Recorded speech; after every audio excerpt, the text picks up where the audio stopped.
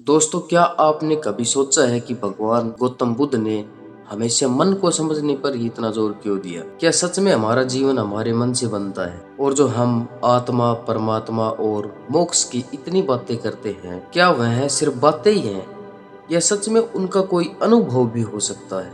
आज हम बुद्ध की एक बहुत गहरी बात को समझने की कोशिश करेंगे, जिसमें वे बताते हैं कि परमात्मा के बारे में बात करना जरूरी नहीं है, बल्कि अपने मन को समझना सबसे जरूरी है।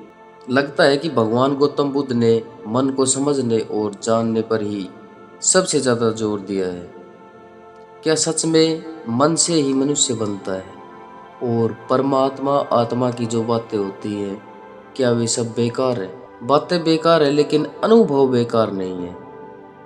आत्मा, परमात्मा और मोक्ष जैसे शब्द अगर सिर्फ शब्द या विचार बनकर रह जाएं, तो उनकी कीमत दो कौड़ी की है। लेकिन अगर उनका अनुभव हो जाए, तो वही असली जीवन है। बुद्ध ने मोक्ष को बेकार नहीं कहा, बल्कि मोक्ष की सिर्फ बातें करने को बेकार कहा है। उन्होंने परमात्मा को भी बेकार नहीं कहा, लेकिन परमात्मा के बारे में जो सिद्धांतों और शास्त्रों का जाल बना दिया गया है, उसे बेकार बताया है। मनुष्य बहुत चालाक है। वह अपनी ही बातों से खुद को धोखा दे सकता है। जब कोई आदमी बार बार ईश्वर की बातें करता रहता है, तो उसे लगता है कि उसने ईश्वर को जान लिया। ईश्वर के बारे में बहुत कुछ जान लेने से उसे भ्रम हो जाता है कि वह ईश्वर को जान गया है। लेकिन ईश्वर के बारे में जानना और ईश्वर को जानना दोनों अलग अलग बातें हैं। यह ठीक वैसा ही है जैसे कोई प्यासा आदमी पानी के बारे में बहुत सुन ले और सोच ले कि उसने पानी को जान लिया है, लेकिन इससे उसकी प्यास तो नहीं बुझेगी। पानी की बात करने से प्यास नहीं बुझती। उसी तरह परमात्मा की चर्चा करने से भी आत्मा की प्यास नहीं बुझती। और अगर किसी की बुझ भी जाती है, तो समझ लेना कि उसे असली प्यास लगी ही नहीं थी। इसलिए बुद्ध कहते हैं कि अगर सच में जानना है, तो परमात्मा के बारे में मत सोचो, अपने बारे में सोचो। क्योंकि जब तुम बदल जाओगे, तुम्हारी आंख बदल जाएगी, तुम्हारा देखने का तरीका बदल जाएगा और तुम्हारे भीतर के दरवाजे खुल जाएंगे, तो तुम्हारा अंदर का अंधेरा रोशनी से भर जाएगा। तब तुम परमात्मा को खुद ही जान लोगे। तब उसके बारे में बात करने की जरूरत ही नहीं पड़ेगी। सच्चा ज्ञान मौन है, वह गहरी चुप्पी होता है। अगर कोई तुमसे पूछे, तो तुम मुस्कुरा दोगे या चुप रह जाओगे। ऐसा नहीं कि तुम्हें पता ही नहीं है, बल्कि अब तुम्हें इतना पता है कि उसे शब्दों में कहना मुश्किल हो जाता है। यह वैसा ही है जैसे गूंगा गुड़ खाए। वह मिठास महसूस तो करता है, लेकिन बता नहीं सकता। पहले शब्दों में बात करना आसान था, क्योंकि असली अनुभव नहीं था। इसलिए यह भी पता नहीं था कि हम क्या कह रहे हैं। जब तुम ईश्वर शब्द बोलते थे, तब तुम्हें पता ही नहीं था कि यह कितना बड़ा शब्द है। वह शब्द खाली था। लेकिन जब अनुभव हो जाता है, तो उस छोटे से शब्द में पूरा आकाश समा जाता है। तब उस शब्द को बोलना भी झूठ जैसा लगता है। तब तुम नहीं बोलते, बल्कि तुम्हारा जीवन खुद बोलता है। इसलिए बुद्ध ने कहा कि सिर्फ बातें मत करो। यह चर्चा करने की चीज नहीं है। इसे जीना पड़ता है, अनुभव करना पड़ता है। जो नहीं जानते, उनकी बातें बेकार हैं। और जो सच में जानते हैं, वे उसके बारे में बोलते ही नहीं। ऐसा नहीं है कि बुद्ध बोलना ही नहीं जानते थे। उन्होंने बहुत बातें की है, लेकिन उन्होंने परमात्मा के बारे में नहीं, मनुष्य के बारे में बातें की है। क्योंकि मनुष्य बीमारी है और परमात्मा स्वास्थ्य।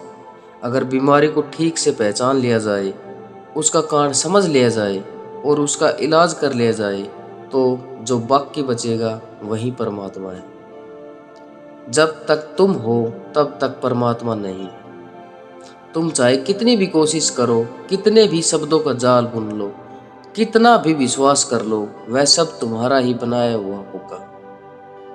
तुम कहते हो कि तुम श्रद्धा करते हो, लेकिन जब तक मैं है तब तक असली श्रद्धा हो ही नहीं सकती, क्योंकि मैं का मतलब ही संदेह है। असली श्रद्धा तब आती है जब मैं मिट जाता है, जब भीतर का गहरा सन्नाटा छा जाता है, जब ऐसा लगता है कि जैसे कभी कुछ कहा ही नहीं, जैसे कोई आवाज ही नहीं हुई।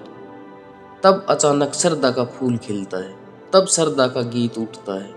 लेकिन जब तक तुम्हारा मैं है, वह रास्ते में बाधा ही रहेगा। इसलिए बुद्ध कहते हैं कि बातों का सवाल नहीं है, बल्कि चुप हो जाने का सवाल।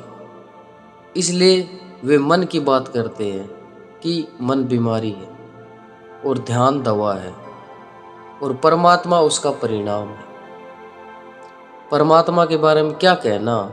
मन की बीमारी को ध्यान से मिटा दो, परमात्मा अपने आप मिल जाएगा। बात करो या मत करो, इससे कोई फर्क नहीं पड़ता। जो नहीं जानते वे बात करें तो कोई फर्क नहीं पड़ेगा, और जो जानते हैं वे चाहकर भी कैसे कहेंगे।